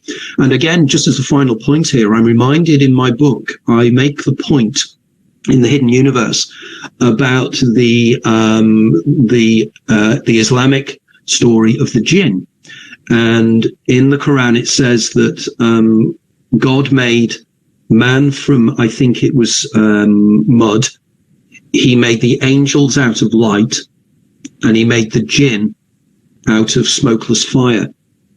Now, that intrigued me a great deal because, of course, the legends of the jinn are these creatures that are amorphous, that can come into reality and out of reality. And the smokeless fire, to me, is a perfect description of plasma. Now, if that is the case, we're onto something really, really intriguing here about the true nature of this phenomenon and what is really taking place. And I argue that these entities use this in some way to come through. And in the Hidden Universe, I discuss even elemental spirits that you have in the West. At the moment, I'm started, interestingly enough, you were the first group to know this, my new project. I've started writing a children's story based in Greece, which will be totally fiction, but I'll be putting forward an awful lot of my ideas and a lot of physics into this children's story. And the central character there is going to be a Nereid. And the reason I'm choosing the creature to be a Nereid is that Nereids are ancient Greek myth creatures that live near sources of running water. And of course, we know from research done into hauntings, there seems to be a direct relationship between running water or electrical fields or ionic fields. And these you get into Tesla at that point, won't you? I just want to go back onto the jinn bit as well. There's also stories where obviously jinn attach themselves to people and influence them. And again, you could almost say that's almost the daemon kind of bit of making the person do certain things throughout their lives, whether it be good or bad, controlling them and playing them as the avatar, which is also fascinating. But it's nice of you to reveal the fact about the book. Obviously, Centered Awareness will be, with her background, looking forward to that on the Greek section. Yeah, absolutely. No, it's I've actually checked out the location. I'm going to be basing it on the Greek island of Symi. I know the exact location I'm going to place it. I visit Symi quite regularly. I have done for the last 40 years, but I'm particularly placing it in a specific location, literally a specific location, which I scoped out 2 months ago. The storyline is developing rapidly. I'm going to be working with a young illustrator who's going to be doing the illustrations for me, and we're going to do it in manga style. It's going to be quite extraordinary. It's going to be quite an extraordinary work, and it's going to be bringing in so many different factors. My daemon is really pushing me on this one, and I'm very, very excited about it. But going back very, very quickly, what was the final thought? I thought there was something else there about entities. Symi is a gorgeous island. I've been there. You know it. It's beautiful. Yeah. Oh, if you know it, I'm basing it in a place called Emborio. I can't remember. This is going about 6 or 8 years ago that I've been there. Okay. Yeah. If you're in the main town, in the harbour, that beautiful harbour they have, Yalos. If you're facing towards Turkey, you walk away from Yalos, going along the left-hand side, and you walk for around about an hour. You come to a place called Emborio, which is just magical. It's got this incredible, timeless, and I first sensed that way back in the early 1980s when I went there. There's something magical. I knew, or my daemon was telling me, you are going to come back to this place and you are going to write something extraordinary about this place. You have such a strong... Oh, sorry. I was just going to say, you have such a strong connection to Greece, especially the fact that you've been wanting to translate your books to the Greek language. I wonder if you've ever had any past life experiences, past life experiences as an ancient Greek person, maybe, because you have all of this wisdom. So have you ever had any kind of recollection or memory popping up? Maybe that's why you're strongly connected to Greece? Whenever I'm in Greece, I have this incredible feeling of timelessness. And I'll give an example of this. And again, I think I've mentioned this once, I think, in one of my books. And it was one of the most extraordinary experiences of my life. And we know that there's Greece as it is now, but there was greater Greece in historical times, which included the coastline of present-day Turkey. And I was traveling in Turkey in 1984, and we visited a place called Miletus, which is an ancient Greek city on the Meandrus River in the center, on the center of the Aegean coastline of Western Anatolia. And while I was there, I had this really strange feeling of disassociation. I can actually visualize it now. And again, again, it's interesting. The air was electric. Again, as if there was kind of some kind of ion discharge or plasma in the air. I don't know. And I was in the group, and I took myself away. We were only a small group of us, and I took myself away from the group, and I walked into the hillside, and there was an old deserted mosque, Turkish mosque, and I climbed onto the roof, and I thought, why am I doing this? And I sat on the mosque, and I was sitting there, and I was looking over the Menderes Valley. Now, the word Menderes River is where you get meander from, because it meanders. It's this incredible meandering river, and there's this huge floodplain, and then there are little hills in the distance. And suddenly the air crackled, and it changed. The scene I saw changed, and I was looking out on the sea. The river had become an inlet or a bay, and across the bay, one of the little hillocks in the middle of the river valley was an island. And I swear I saw a Greek trireme or trireme come round the corner. I saw the front of it come round the edge of the island. And what I noticed was sound stopped. There was no sound at all. There were cicadas around me, and they disappeared. And I saw this, and then I realized what I was seeing, and I shook my head, and it went. One of the most extraordinary events of my life, but there's a coda to this story, because a few months later, there was a Sunday Times article by a travel writer in the Sunday Times, and he'd had virtually the same experience in the same location. He said he sensed a time slip in Militus. That's interesting, because there's a lot of things about the Oz factor and sound disappearing. Exactly. Jenny Randall's. Yes.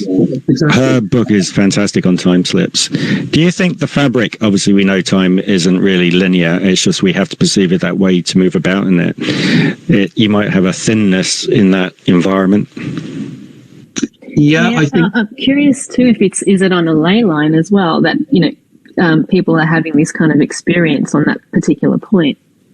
Yeah, I think that's possible. But going back to your point, was I having some kind of a linkage memory, to within the Akashic field? Because there is something about Greece for me that I cannot explain. I love to be just alone there and just wonder. And it's just magical. It's just something. And yes, maybe, and I love the Greek language. I love the food. I love the people. I love everything about it. One of my future plans is my Greek publisher. I mean, there's now 2 books of mine out in Greek. And my Greek publisher is very keen for me to do, and it's something I've wanted to do for a long time, is write Anthony Peake's Guide to the Greek Islands, because I've visited now 40 or 50. And I have my own unique take on the feelings of the islands in question. I have 4 or 5 really favourite islands: Amorgos, Simi, Karpathos, are particular islands I have a particular affection for. But there's something about Greece and the ancient Greek myth, that we're planning to recreate Plato's cave in Athens, hopefully next summer. Where we're planning to recreate. I found where Plato based Plato's cave. I found a 1905 academic paper by an American archaeologist. So I know the cave that he placed it in. And we're going to reproduce Plato's cave there in a full, probably filmed production. That would be amazing. Those are the words I was going to use just then. I was just going to let Bruce in, because I know he's had his hand up for a while. Thanks. Sorry, I had a question well. Sorry, Bruce. I was going to say, before when you were saying, in regards to Greece, that something comes over you when you're there and things like that. It's interesting because I get that with America, in certain parts of America where I feel like I'm at home. And that's interesting because, like me having parents who are Greek, and you think it would be more in regard, I'd feel a stronger connection to Greece. Don't get me wrong, I do. I have a very strong connection when I go there. I feel that.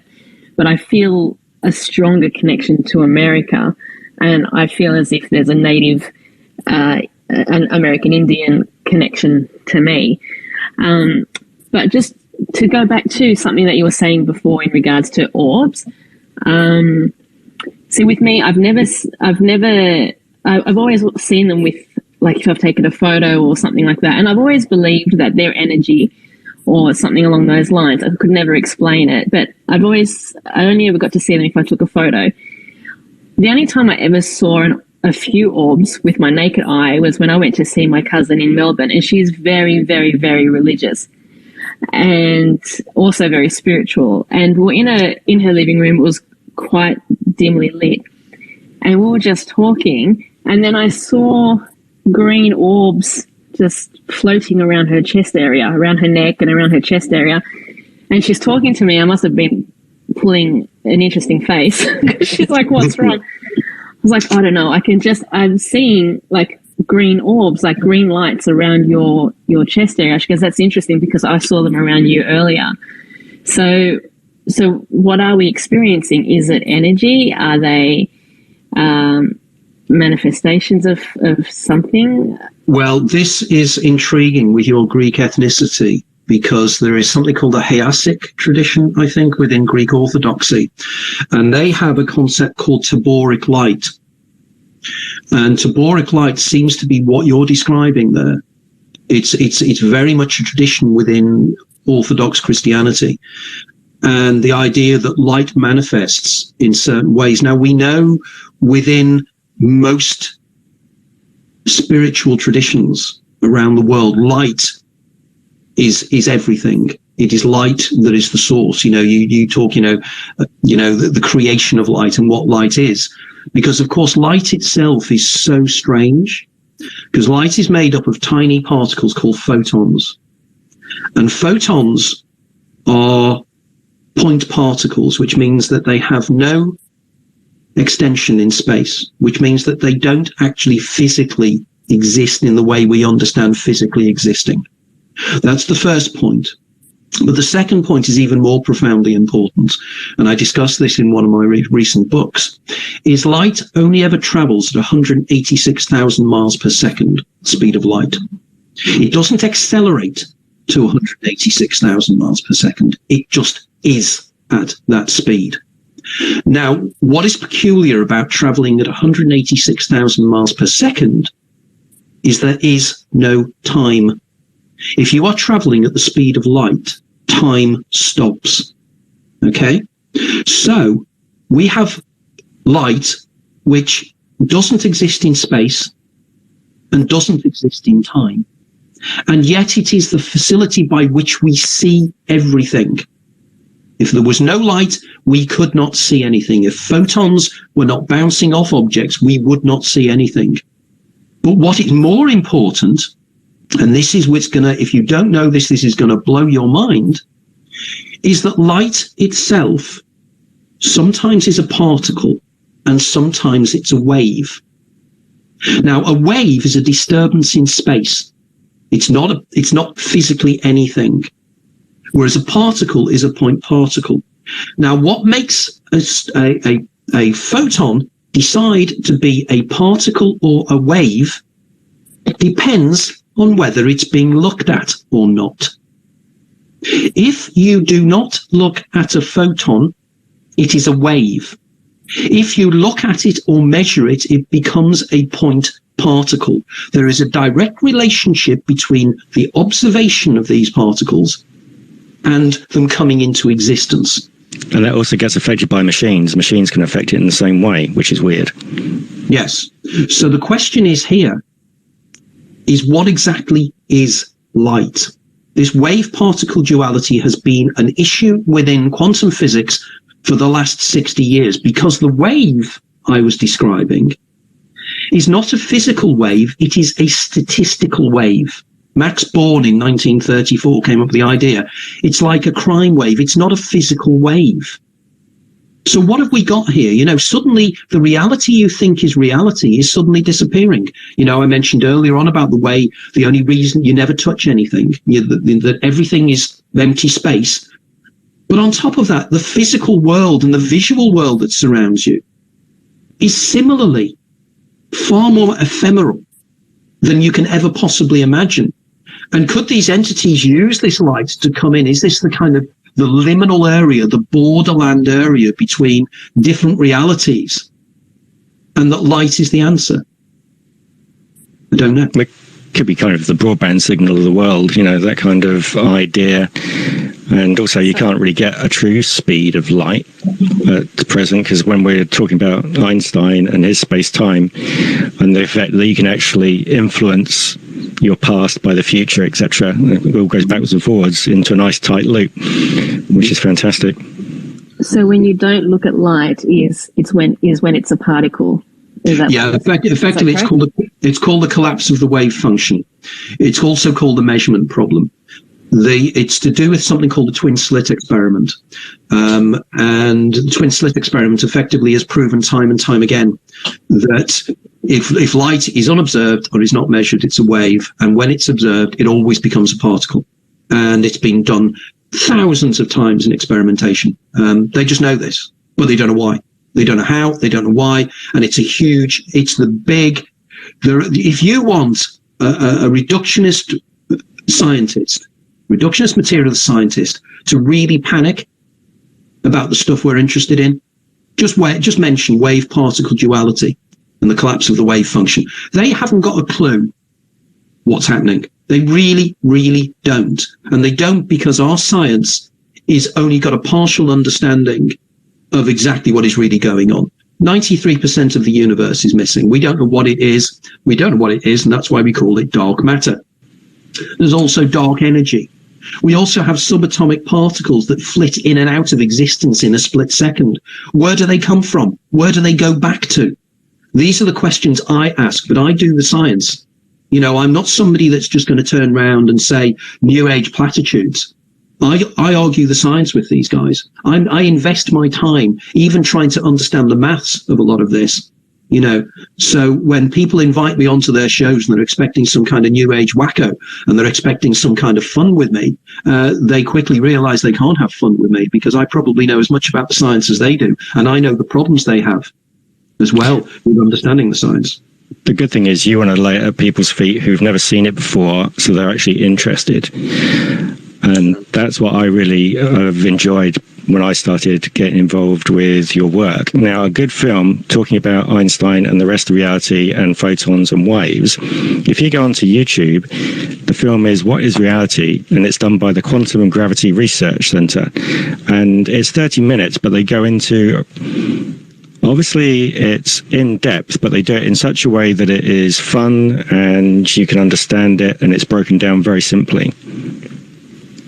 That sounds like well working out. And also, I'd strongly suggest if you're interested in the wave particle duality idea, and I discuss this in greater detail in my new book that will be out next year, but go online and just do a search, a YouTube search on quantum suicide, Max Tegmark. He proves by using this particle wave duality and the idea of particles that collapse by the act of observation, it's basically Schrodinger's cat as well.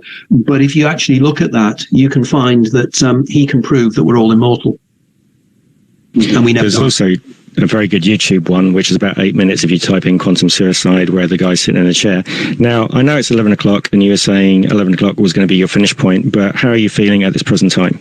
We squeeze in my question. Yeah, no, I can go on. Let's squeeze in the question. Is that right? Thanks. Appreciate it. Yeah. It's sort of looping back a bit to, well, both to the topic of light and to the Oz factor experiences, because I was just thinking then when you were talking about the, experience you had with the, with the kind of, I suppose, I would say a time slip type experience in Greece, that there seems to be a commonality. I've had one where I found myself, and it's very weird, but I found myself basically sort of flying over a Mayan temple, but it was clearly like brand new, white cut, dressed stone. It was just a completely spontaneous slip. 1 minute in my bedroom, the next minute I was flying over this temple. But one of the things that stands out again is that there was no sound. I know that you said there was no sound. And the other thing, we see that in the UFO phenomenon, of course, these events where people say, all of a sudden it goes silent. They can't hear the wind, the insects. And so do you think this is to do with the fact that, of course, sound, is vibration of air, whereas the other senses are dealing with light or quantum information, also, with our sense of smell and taste and sight are working quite differently to how we hear? I mean, is that what you think is going on in these experiences? Bruce, I hadn't thought about that before, but that's an excellent observation and very important one.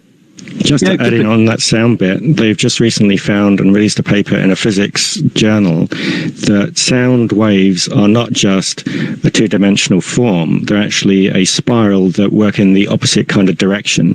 So it's kind of like a corkscrew effect, but funneled out from a small point to a larger circle at the other end, and it was really fascinating to read that. This reminds me of the work of somebody I met in New York a few years ago called Paul Bruni, who was working along similar lines. That stimulated me to check out on his work again, because I think what's happening here, the more we think outside of the box, and the more I hate that term, but nevertheless, the more we start to think more constructively about the true nature of reality.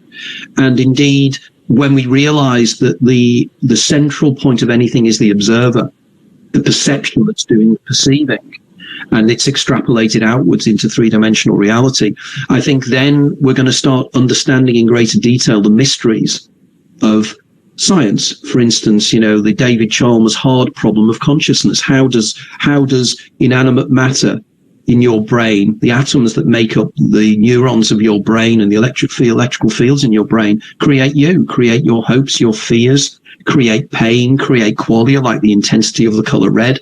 All these things just cannot even begin to be explained by our present scientific model. They can't. We're suffering hubris here. We think we know everything, whereas in fact our science is like a huge contraction.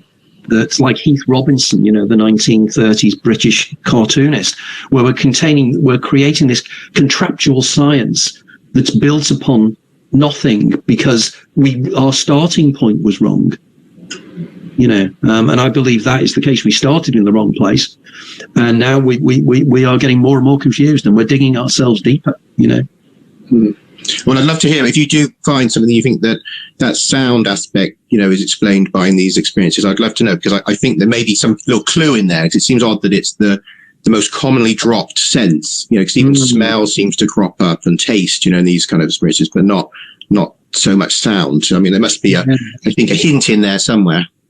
Yes. Yeah. I think you're onto something there, Bruce. I really do. I think you need to pursue that. Future book for you.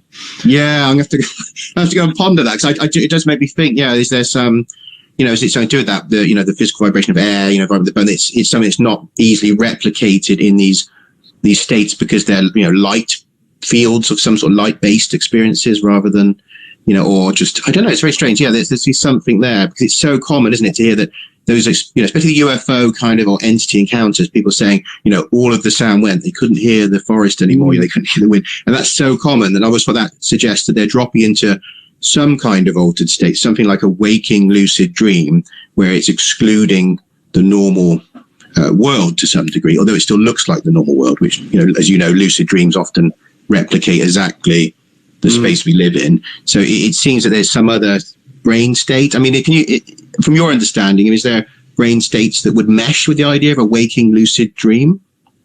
There's work being done at the moment on lucid dreaming. I think at the University of Sussex, as I recall. I know that there's been experiments done with hallucinogenics and hallucinogenic states engendered by dimethyltryptamine, or was it magic mushrooms? I think it was psilocybin. And what was intriguing was, and again, this is of profound importance actually, they discovered that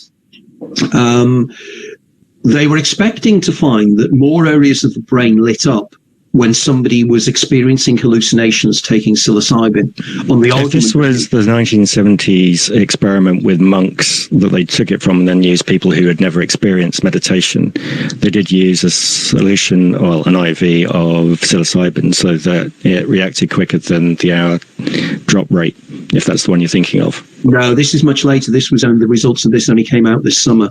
Okay, because that's an interesting one that you should look up, because they took the brain cerebellum, actually went from megahertz to gigahertz when they actually did that, but the brain went into what you would consider a flatline state, but all activity went inside, but time dilation happened, and also all experiences were greater in color and sound.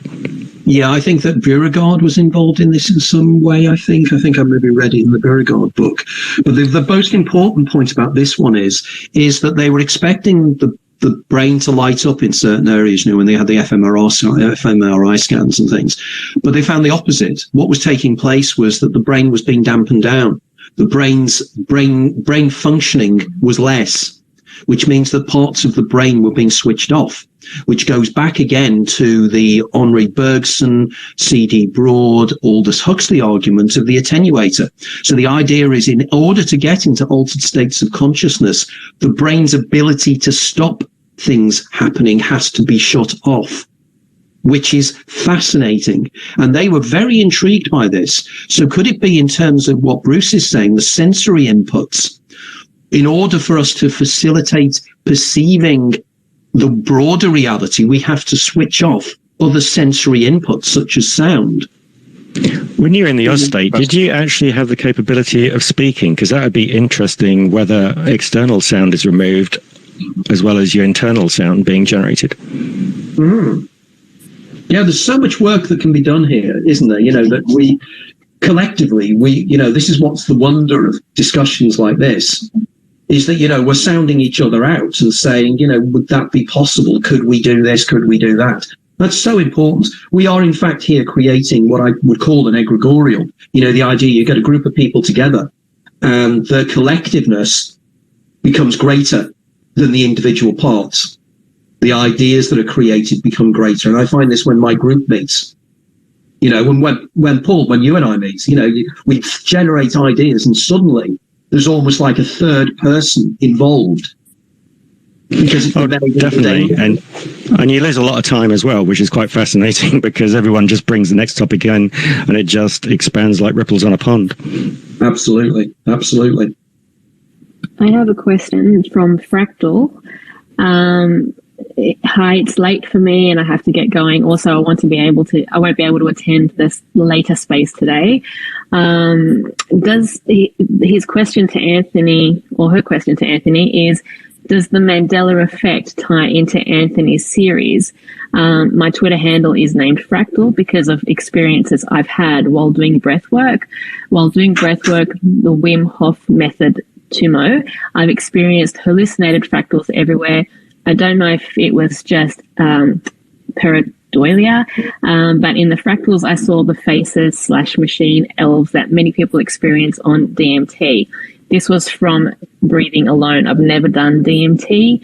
Many people suspect that DMT can be released while doing breath work, but it's never been proven. It's also interesting that Anthony brings up tasting something that may be DMT while meditating. It's also being speculated that the tongue is a respiratory muscle. This is something I'm currently studying. So the question would be, does the Mandela effect tie into Anthony's theories? Yes and no. I mean, I thought it was a very interesting point made by Fractal there about breathing techniques, holotropic breathing and everything else as well, and whether seeing these things, is it a form of pareidolia or not, which is like seeing the shape of England in a cloud flying over or whatever. It could be pareidolia, maybe, but, it's very difficult, because if it wasn't, it would still be considered to be pareidolia, even if it was real. So that's where the problem lies there. But going back to the Mandela effect, I have my initial reaction to the Mandela effect is that it's an error of memory. That we think we remember things, and then we'll suddenly discover that things that we thought happened didn't, and it's just the way the human brain works. Initially, that was my approach. And I think for most of the effects, I think that is correct. I don't believe that the universe has changed, but there could be alternate timelines that are running in, because if you discuss Everett's many worlds interpretation, or indeed many of the modern ideas about the multi-world, the multiverse and the multi-universes, there will be multiple pasts as there are multiple futures. And we're just at the nexus point of a whole group of pasts. Well, there's one singular past that we've collapsed, but there are things on the Mandela effect that I cannot explain. And there's one in particular, is I cannot for the life of me understand how I directly remember watching a James Bond movie with Jaws, and at the end of the movie, there's a young lady, I think she's called Dolly, and Jaws is being all nasty. And we know Jaws had metal teeth or something. And this young girl smiles at him and she has a brace on her teeth. And because Jaws has metal teeth, he falls in love with her because there's a point that they have of liking each other. That's the whole premise of the film. That never happened. I felt the same way. I thought that when I saw it. I know. I cannot, my brain. I thought it was a good comedy bit. Yeah, it cannot function. That never happened. You watch the film, it is not in it. But I know, and hundreds of people remember that. Now, that is not false memory. When everybody seems to remember it, it's something more. And the other one I cannot understand, which is probably just memory and attention, is I definitely remember the little man in the Monopoly box had a monocle. I know he had a monocle. He doesn't. He's never had a monocle. Because that was the kind of representation of, what should we say, 18th century upper class, the stick, the hat, and the monocle. But he hasn't, and I don't understand that. Now, I don't jump to massive conclusions on this. I mean, there could be wrong memories there somewhere or other, but I do find it intriguing. But if there are ever many worlds interpreted, or more importantly, if my cheating the ferryman hypothesis is correct, we've lived this life many times, and there will be different paths. We will have memories of alternate pasts we've experienced as ourselves. In the late 20th, early 21st century, by the way, reincarnation may or may not be real, but that's not what I'm about. I say that you live your life again as you, in which case these memories are actually memories of previous versions of you where these things did take place. So in other words, in a previous memory that are in my memory stores, there was a set of Monopoly where he had a monocle. But in this version that I'm now in, that never happened. In which case, cheating the ferryman can explain the Mandela effect. So in short, a long answer to a short question, yes, I believe cheating the ferryman can. There's also the fact that Mr. Peanut had a monocle and a hat and a cane. Don't know Mr. Peanut. Don't you? He obviously is a peanut with a top hat and a cane, and he's featured in a lot of American... Yes. So there might be a connection there where the Monopoly... Could be. That's the reason maybe confusing the two somewhat. Yeah. It's just fascinating. I mean, one of the things that I've kind of contemplated is if you imagine a round circular clock being analog with obviously your second hand going round, that possibly when things change, your consciousness is in the middle of the point, but the second hand nips you over into the next decision of reality. And depending on how much you break up the different numerals and partitions, that's how many kind of realities you're in all the time. You're constantly clicking around them. You're never in one really that long as far as you're concerned. You might feel you've been in there for, say, years, but in reality you're kind of clicking around all the time. Excellent analogy. I like that. I find your past life opinion quite interesting because I've seen things, pardon me, and also Pete as well, when he's here, like Paranormal Bleak, have talked about past life experience, like people having past life experiences where in one life they might be a female and then in other life they might be a male. And there's a study where children were interviewed in regards to having these past life experiences where a little boy might say, oh yeah, I was an African American woman. So I find that quite interesting. Well, I think that could be explained if you actually go back to the concept of the collective unconscious, the Jungian concept of the collective unconscious, which in my model I call the Uberdaemon.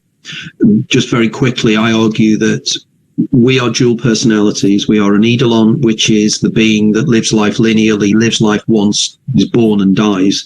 But the daemon is the consciousness that carries forward into the next iteration of your life. And that's what guides you through your life because it knows what you did last time, rather like a game player in a computer game. But there is also what I call the Uberdaemon, which is above the daemon, which is the collective unconscious of humanity, like DNA memory. And I believe when people attune in during hypnotic regression or past life memories, that's what they're attuning into. They're not attuning into a life that they lived. They're attuning into a broader memory of humanity. And rather like tuning into radio stations, we tune into one situation or another. Because if that was the case, this could explain why it is that so many people, when they have past life recalls, seem to be in ancient Egypt or seem to be famous people. And it's because you can attune into those. It doesn't mean that you really were that person, but you can attune into that memory. Because if in the final analysis we are all one consciousness experiencing self-subjectively, it means that the collective memories of humanity are all accessible to everybody else. And this means that you have your own personal history, which is of you living your life again and again, but changing it every time. And this is the most important point about cheating the ferryman, which people really miss. And I have to stress it again and again. No one of your lives is ever going to be the same. It will always be different, because not only is your life dependent upon the decisions you make in this life, but also the life you go into depends upon the decisions made by your parents and your grandparents and your great-grandparents. So, for instance, your parents may have chosen, as mine did, they were about to emigrate to Tasmania. And because my grandmother was ill, they didn't go.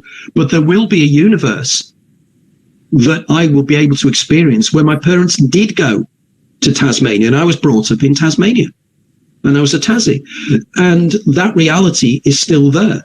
And it means that and if you imagine the scenario that you live your life again and your daemon remembers what you did, and if it can communicate and your doors of perception are open sufficiently, imagine all the mistakes you make in your life that you won't make next time, that something will warn you to not do that. Do something else. Don't fall in love with this girl and marry her, because there's somebody in your future that you're going to fall in love with even greater. All these scenarios you can exist in, according to Cheating the Ferryman. Every outcome of every decision you can make is already encoded within the 0 point field. That's tapping into that energy of your gut feeling, the kind of voices you might hear. And again, you're probably going on the same way, that in all those existences, you won't have the same physical body. You could be all different variations, but you have the same kind of connection to that consciousness, because you're basically a body which is a receiver, but having a signal coming from elsewhere. Yeah. Yeah, well, it's very important to realize this, that when you were conceived, at the moment of conception, one sperm of hundreds of millions of sperms managed to get into that particular egg at that particular moment. It could have been another sperm. And if it was another sperm, you'd be a completely different person. Now, it's whether... That's a crazy thought to have. I've thought of things like that lots of times as well. It's true. And your parents could have met somebody else, and it spirals out to mind-blowing proportions, this. And the idea, that the daemon, I'd argue that your daemon is your game player, and sometimes the daemon just wants in this life to take another route, because he thinks, what would have happened if I'd have done that? What if I'd have done that day when I was on the beach in Simi, decided I'm going to stay here. I'm going to get a job. I'm going to work in a bar, and I'm just going to see what happens. Your life completely changes at that point. Your daemon is going, I really want to try this out. And this is exactly, remember, what happens in the movie Groundhog Day. It's exactly what he does, doesn't he? He thinks, well, what can I do now? I've got another day to live. What am I going to do with it? How am I going to live this day? How am I going to live the next day? I can believe that, because also certain events in your life, you may think they're bad, actually lead to something good later on down the line. And that's the peculiar part. I mean, when I've looked back... Anticipatory evolution. The idea that your daemon you have to go through this pain, because your daemon knows that because of this pain, you're going to do something else. I know that a decision I made many years ago in my life caused me an awful lot of pain and sadness. But if I had not done that, I wouldn't have become a writer. The circumstances in my life would have been completely and utterly different. None of this would have happened. But that decision I made changed everything. And at the time I was thinking, why am I doing this? Why? And I would finally make the point, don't you know, sometimes in your life, when you meet somebody and you just know with absolute certitude that this person will be important to you. You don't know why, you don't know how. It's your daemon screaming at you going, this is the one. You've got to do something. This is why we recognize some people. This is why sometimes we meet people, we don't like them. There's something not right about them. It's because in a previous life, things went wrong with that person. But you can enjoy all of these lives, and you can enjoy them, live them to the full. Follow the decisions, follow everything. This I find far more interesting than standard reincarnation, because reincarnation to me doesn't work. And it doesn't work because I don't understand how a principle of I live one life, then I die, and all my memories are wiped clean, and I come back on mechanisms unknown to another person who's not me, is not physically me, has none of my memories or anything, and I don't remember my past life. What is the point of that? In order to grow, we have to learn by our mistakes. And the only way we can learn by our mistakes is by not doing them again. And the only way you can do that is by living your life again as you. Now, remember as well, people turn around to me and say, well, some people are born blind. Some people are born in all these kind of terrible conditions. Yes, but in another life, they won't be blind. There'll be another set of circumstances where they weren't born blind, where they didn't have that illness that made it terrible, that they didn't have that difficult birth. There will be other iterations where they can enjoy a proper life in a proper way. That to me is so important. You know, when a child dies at 3 years of age, dying in agony of leukemia, the next life, they will be a different configuration where they won't have the leukemia and they will live their life. And I think to say to a parent, you've lost that child now, but there will be other lives where that child won't die, I think is incredibly invigorating. Rather than saying, no, you'll just be born again as somebody else. You'll never see your child again because you're going to be somebody else. You'll never meet your loved ones again. You'll never meet the people you shared this life with. Cheating the Ferryman says the opposite. Yes, you'll meet them again and again and again. And you'll hone them, and their daemons will hone your relationships with them. I find that wonderfully invigorating. I really genuinely do. Because also in your theory, the timeline doesn't have to be straight. It doesn't have to be from A to Z. It can be all over the place within the passing of that particular life, can't it? Yeah, exactly. I mean, it's something that in quantum physics, there is the idea that, according to Richard Feynman, it's called the sum over histories. And again, look this up. Don't think I'm just pulling your leg on this one. Just look up sum over histories. And the idea is that a subatomic particle, when it's moving across a room, be it a photon, be it an electron or anything, it travels, it tests out every single journey it can make across the room and then chooses one and the rest of them collapse. That's, again, quantum physics. All of the opportunities, all the routes that particle can take are already there, but it chooses one. This is, again, something Stephen Hawking called the top-down hypothesis of quantum physics. In his last paper before he died, he discussed this. So check out the sum over histories concept and Richard Feynman. It's intriguing. It's the idea that everything that can happen will happen. And again, if anybody's interested, that's the subtitle of a book that Brian Cox and Jeff Forshaw wrote a few years ago. This is Brian Cox, the TV guy. That's the subtitle of his book on quantum physics. I'll say it again. Everything that can happen will happen. Because cheating the ferryman.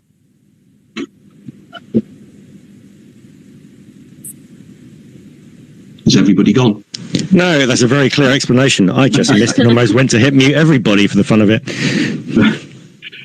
Right. Okay. Well, I feel that we've now had 2.5 hours, so probably everybody's probably getting a little bit tired now, I would think. And I need to get some sleep. So I've got to do it all again this afternoon. It's like cheating the ferryman. I've got to do it all again this afternoon. We can use all the same text, which would be great. Absolutely. Absolutely. I have to say to everyone, thank you for turning up, for taking time out of your day or night and coming to chat, and hopefully you might be here for the second session, which would be great. Again, remember that on Anthony's YouTube channel, which is Anthony Peake with the number 1 on the end, all one word, he's got obviously other interviews as well as his website, anthonypeake.com. This will probably go up on that as well at some stage. Again, on our own Perceptions Today podcast, we'll be putting it there as well. And we do have a few live events which will be turning up in 2022, which are told on the podcast. January the 6th, Stephanie Quick doing Synchronicity. 13th of January, Eileen Meyer talking about Kundalini energy in her life. Then on March the 1st, R.N. Voot and his research on books on spirit in the sky, talking about brain structures, DMT, and also mythology. So it's worthwhile picking up on those people. And again, thank you very much for turning up. Is there anything anyone would like to say before we wrap up this session?